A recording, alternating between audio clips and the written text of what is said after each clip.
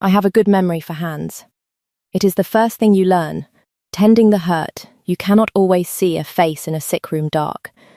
But you learn a body by the way it flinches, by where it guards itself, by the particular shape of a man trying not to make a sound.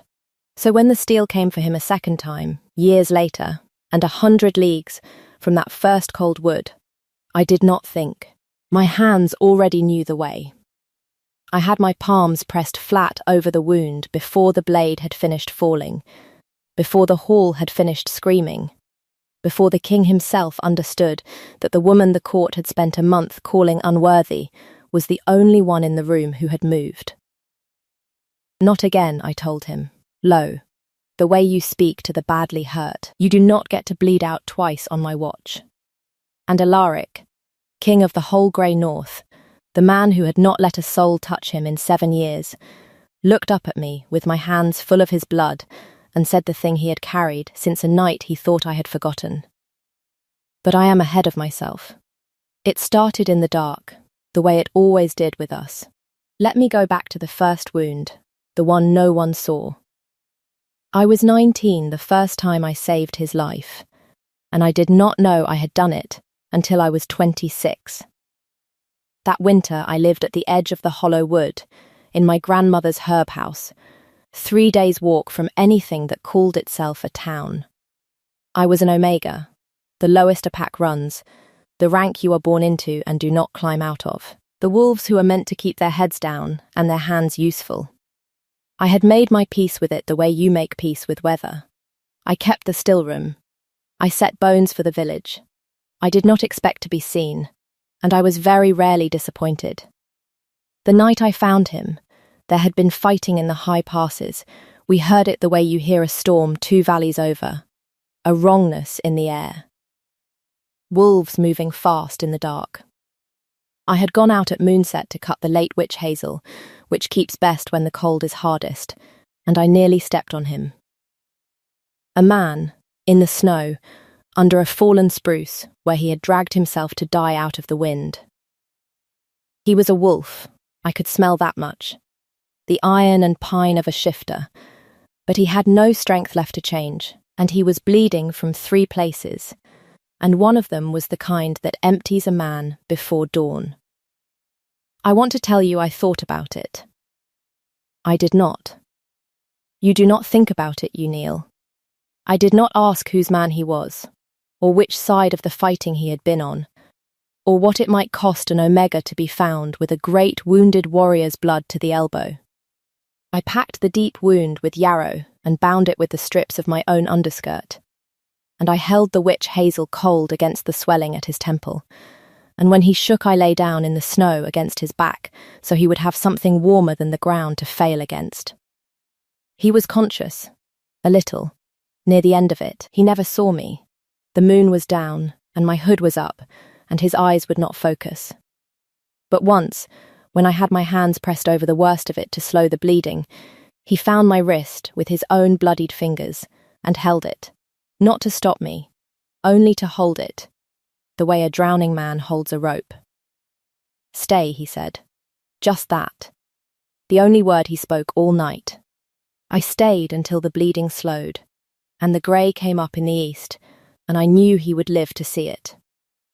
And then I did the thing an omega learns to do above all others, which is to disappear before anyone with rank wakes up and asks what she is doing there. I left him bread and the last of the witch hazel, and I went home. And I told no one, because no one would have believed me, and because believing me would have been the dangerous part. I never learned his name. I assumed he was some lord's huscarl, fallen in a border quarrel that was none of my concern. I was wrong about almost every part of that, but it took 7 years to find out how wrong. If you have ever done a great kindness in the dark for a stranger, and walked away certain you would never know what became of them, stay with me, because what became of this one is the whole of my story, and I promise you it is not the story you think. The man under the spruce was keeping a secret about that night, even from himself, and when I finally learned it, it changed everything I believed about who had done the bleeding and who had done the wounding. Follow along. It does not go where the title goes. 7 years passed. My grandmother died. The herb house grew too quiet. And then the king's writ came north. Alaric of the Grey North had ruled 7 years unmated, and pack law is pack law. An alpha past his prime with no Luna must hold a choosing. Every unmated woman of age in the territory presented at his court, so his wolf might find the bond. It had never reached as far as the hollow wood before. It reached us that spring. I was 26, a woman grown and then some. An Omega herb woman with cracked knuckles, and no silk to my name. And the writ did not care. It dragged the lowest of us to the capital beside the highest, all of us to stand in a row and be walked past. I went because refusal was a worse trouble than going. I expected to stand at the back, be overlooked, and walk home. I had a great deal of practice being overlooked. The Hall of the Grey North was the largest room I had ever stood in, and it was full of candidates. Noble daughters in furs worth more than my grandmother's house. All of them certain, all of them perfumed and ready. They put me at the end of the line, naturally, where the Omega belonged. I kept my eyes down, which is what you do. The king came down the row. I heard him before I saw him, the room going quiet in a wave. The way a wood goes quiet when something large is moving through it. A pause at each woman. A breath. The next. I counted them coming the way you count thunder, and I had my eyes on the flagstones when the pauses stopped in front of me. He did not breathe and move on. I looked up because the silence had gone wrong, stretched too long, and I found the king of the Grey North standing perfectly still, looking not at my face, but at my hands, where they were folded in front of me, cracked and stained and useless among all that silk. "Give me your hand," he said. It was not how you speak to a woman at a choosing. The whole hall heard the wrongness of it. I gave him my hand because a king had asked, and an Omega does not refuse, and he turned it over and looked at the palm. At the old burned scars from the still room and the calluses, and the particular map of a healer's hand, and something moved across his face that I had no name for then. Grief and disbelief, and a kind of terrible hope, all at once, in a man whose face the court swore had not changed expression in 7 years. "It was you," he said, very quietly, only to me. In the hollow wood, the night below the passes. His thumb found the inside of my wrist, the exact place a dying man had once held it. "I have been looking for these hands for 7 years. I never saw your face. I would have known your hands anywhere. I had spent my whole life learning not to be seen. And the most powerful man in the north had just told me, in front of his entire court, that he had spent 7 years seeing nothing else. They did not let me go home. I was given rooms in the upper keep, near the king's own library, which scandalized everyone, an Omega, lodged among the nobles, on the strength of a story about a night in the snow that half the court did not believe, and the other half found unbearable. I did not blame them. I hardly believed it myself. The king, having said the most naked thing in 7 years in front of 200 witnesses, then did not seem to know what to do with me at all. This is the part I did not understand for some weeks, and it is the truest thing about him, so I will say it plainly. Alaric was not a cold man. He was a grieving one. The court called him Iron, because iron was easier to fear than a man who had simply stopped letting anyone close enough to be lost. He had not held a choosing in 7 years because he did not want a Luna. He had held it now, only because his uncle and his council had worn him down. He had walked that line of candidates, fully intending to feel nothing, as he had trained himself to feel nothing, and then he had looked down and seen the hands that had kept him in the world, on a night he had been ready to leave it, and 7 years of careful nothing had cracked straight down the middle. So he kept his distance. He was courteous, and he was constant, and he was always, always 3 paces too far away, watching me across rooms with an expression like a man looking at a fire he is not allowed to warm himself at. It was the child who closed the distance neither of us would. His name was Bram. He was 6, an orphan of the pack, and he had decided, with the total conviction of the very young, that I belonged to him. He turned up at my door on the 3rd day with a frog in a jar and an injury he had invented to have an excuse, and he did not leave. He followed me to the still room. He fell asleep against my side in the library. He held my skirt in the corridors and told anyone who would listen that the healer was his now. I asked Edric, the king's second, a steady, dry, humoured man who had clearly decided long ago to like me and was waiting to see if it was safe, whose child Bram was. Edric went quiet in a way I was learning to read. He was the king's brother's boy, he said. Leif's son. Leif died in the passes, 7 years back. The same fighting. He looked at me a moment longer than the words needed. The king has raised him since. From a distance. He cannot, Edric stopped. Grief sits oddly on him. He loves the boy. He cannot get close to him. You will have noticed he cannot get close to anyone. I had noticed. I noticed everything. It is the one thing I have always been good at. And I noticed, after that, the way the king watched me with Bram. Not with envy, with something more like a man watching a door he thought had been bricked up for years and finding it standing open, and being afraid to walk through it in case it's shut. Not everyone found my arrival a tender thing. Lord Vasily found it intolerable, though he was far too clever to say so. He was the king's uncle, his regent in the lost years after the passes, a silver, gentle, much-loved old wolf who had held the north together while Alaric was young and bleeding, and who everyone, the king most of all, trusted absolutely. He came to me himself, kindly, within the week. He told me he was glad the king had found some comfort. He told me, gently, that I must understand the Omega could never be lunar, the court would fracture, the rival houses would rise, the boy Bram would suffer for it. He told me the truest kindness I could do the king I had once saved was to refuse him before his heart was in it past saving, and go home, and let Lady Astrid, a noble daughter of impeccable house, his own chosen match, take the place pack law and politics required. He said all of this with such warmth, such evident love for his nephew, that I very nearly believed he was right. That was the first move.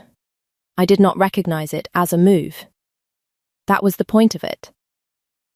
Lady Astrid made the second, and hers was not gentle at all. At a court feast she rose and asked, in a voice pitched for the room, whether the king's judgment could be trusted at all if a single night's story from a peasant could turn him from his duty, whether the great Alpha of the North had gone soft in the head, mooning over a herb woman's hands, while real houses with real swords waited to be answered. It was cruel, and it was calculated, and it turned the hall cold around me, and I stood there in my borrowed finery, and felt every eye decide I did not belong. I did not answer her with heat. I have never had the luxury of heat. You are right that it was one night, I said into the quiet. You are wrong that it was small. I did not know who he was. I want that understood. I did not kneel in the snow for a king. I knelt for a dying stranger who would have been worth saving if he had been the lowest Omega in the north. I let that land. You ask whether his judgment can be trusted. I would ask a different thing. I would ask why a man who has been so badly hurt that he cannot let his own brother's son sit in his lap learnt to trust the one pair of hands that touched him when he could not see who they belonged to. That is not soft judgment, my lady. That is the only kind that cannot be flattered or bought. Ask yourself, who in this room is afraid of a judgment that cannot be bought? I did not know, when I said it, that I had walked straight onto the truth. I only knew the room had turned, and that Lord Vasily, at the high table, had stopped smiling for exactly one breath before he remembered to start again. I noticed it. I told you. I notice everything. I simply did not yet know what I had seen. I found out in the library, in the dark, which is where this king and I always found each other. I had not been able to sleep, and I had gone down for a candle and a book, and he was there, Alaric, alone, with a small iron box open before him and a single lamp, and he did not hide it when I came in. He had stopped hiding things from me somewhere in those weeks, which I think frightened him more than any wound. In the box were not letters. I had half expected letters. In the box was a length of cloth, old, brown-stained, cut from a woman's underskirt 7 years gone, and a dried sprig of witch hazel, and a single page in a hard hand. "I kept what you left me," he said. "I did not know your name to thank you. I told myself I kept it to find you. I think I kept it because it was the only proof that someone had chosen to keep me alive without knowing what I was worth to anyone." He looked at the cloth, not at me. "I have to tell you something about that night, and once I do you cannot unknow it, and it will put you in more danger than the snow ever did. I have told no living soul in 7 years. I am telling you because I am done lying in the dark to the one person who ever sat with me in it." And then he told me the thing the title of my own story does not know. He had not been wounded by raiders in the passes. There had been no border quarrel. He had been 17, newly alpha, riding to put down a rising with his younger brother Leif at his side, and his uncle's men at his back. And his uncle's men had turned. The ambush was Vasily's. The whole of it. The kindly regent had arranged to have the boy king and his brother killed in the high snow, and the blame laid on raiders, so that he might rule the north in truth and not just in name. Leif had died there. Alaric had been left for dead. 3 wounds, the cold, the dark, and he had crawled under a spruce to die. And an Omega he never saw had crawled in after him and held his wrist and told him to stay. He had lived. And he had come down out of the passes alone, with no proof and no witness but his own certainty, into a court that adored his uncle, and he had understood that if he spoke he would not be believed, and if he was not believed he would not survive a second attempt. So he said raiders. He let Vasily keep the regency. He grew up fast and hard and alone, trusting no one, holding everyone 3 paces off, because the man who had tried to murder him sat smiling at his right hand and called him son. "He does not know you saw nothing," Alaric said. "He knows only that there was a woman in the wood that night. He has known for years that someone pulled me out. And he has spent those years quietly making certain no such woman ever surfaced to be asked what she saw. And now I have stood up in my own hall and announced to the whole North that the woman exists, that she is here, and that I would know her hands anywhere." His voice was very level, which is how I knew how frightened he was. "I have painted a mark on you, Orla. I am more sorry for that than for anything I have done in 7 years. I sat with that.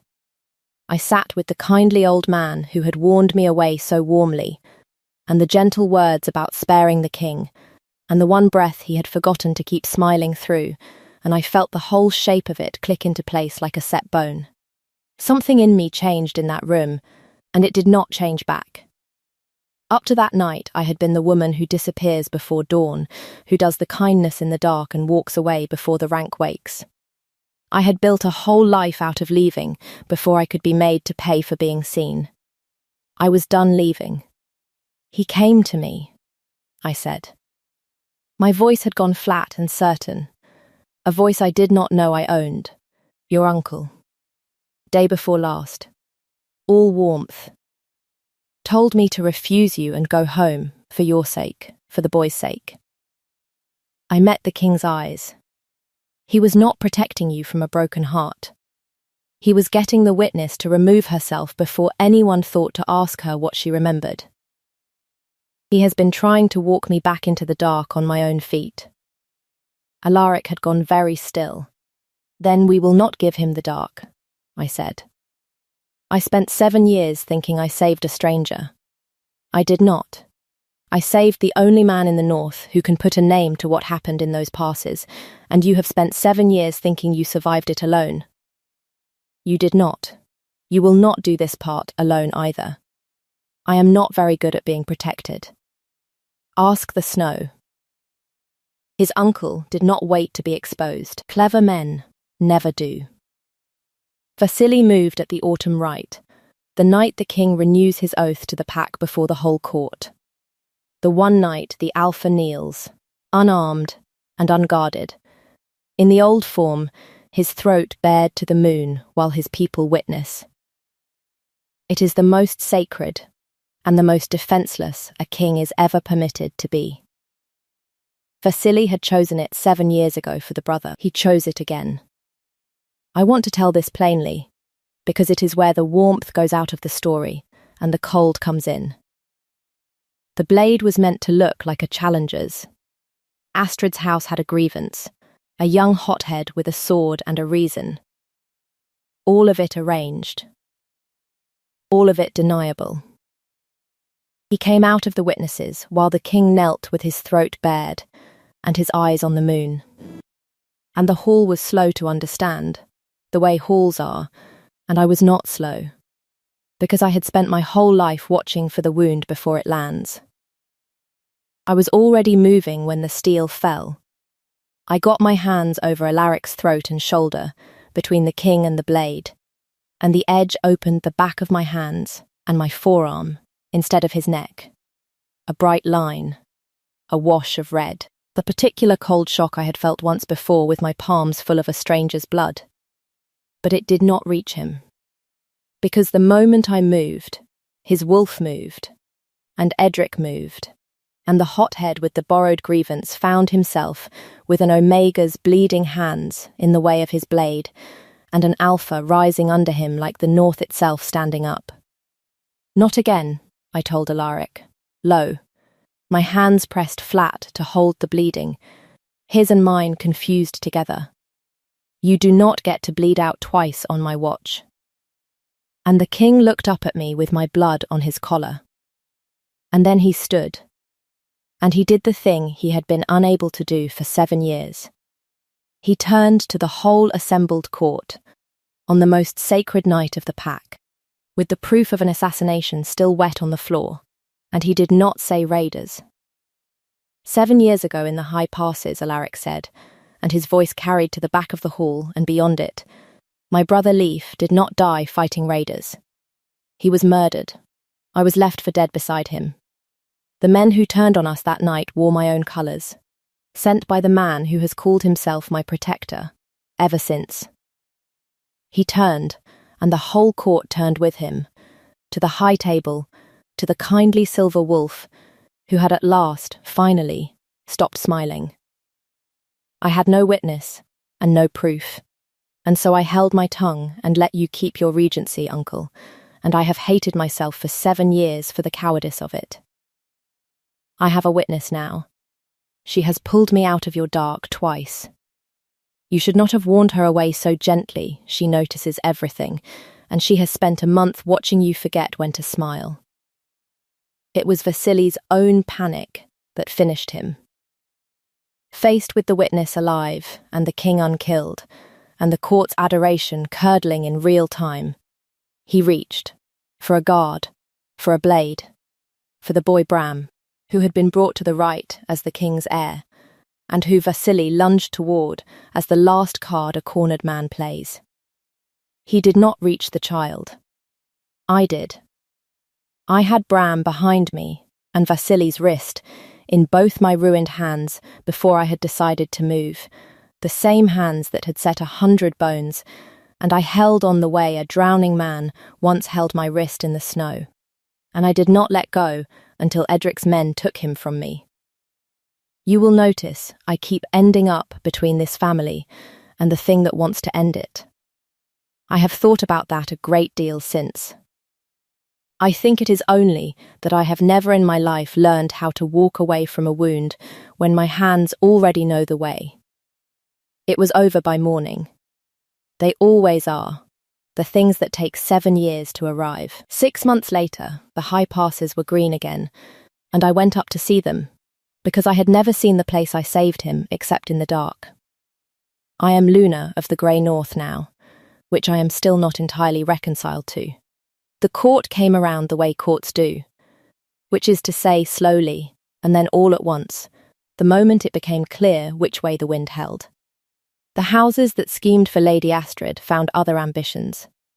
Astrid herself was sent south to a minor holding, more fortunate than she deserved, and less than she believes. And Vasily stood his trial before the whole pack he had betrayed, was stripped of every honour he had stolen, and was sent to the cold north to live out his years as exactly what he had tried to make me, a witness no one will ever ask anything of again.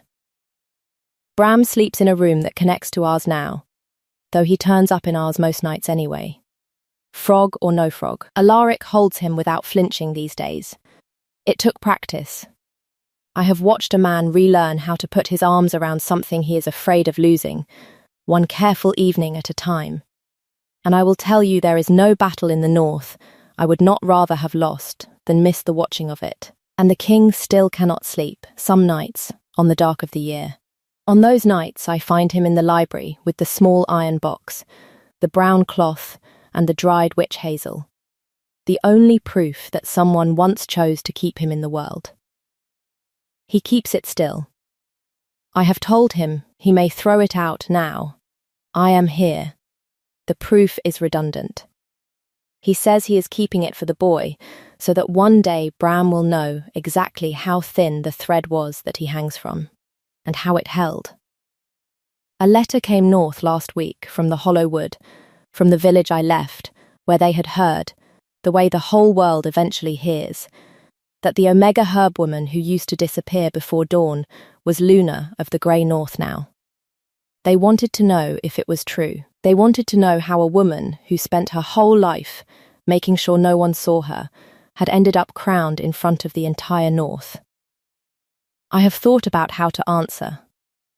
I think I will tell them the truth, which is the only thing I have ever been good for.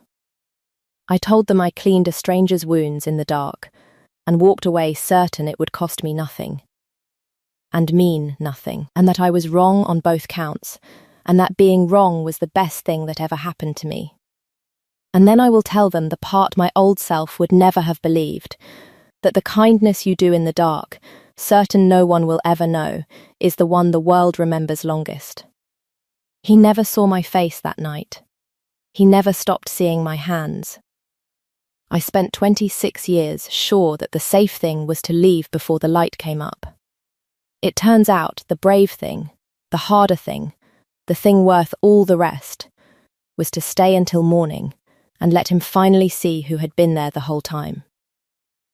So tell me, that night in the snow, when he caught my wrist and said the one word he had strength for, do you think his wolf already knew it was the woman he would spend 7 years looking for? Or do you think even he could not have guessed the hands that saved him would walk back into his hall and save him twice more? I lived it, and I still cannot decide. Tell me your theory below.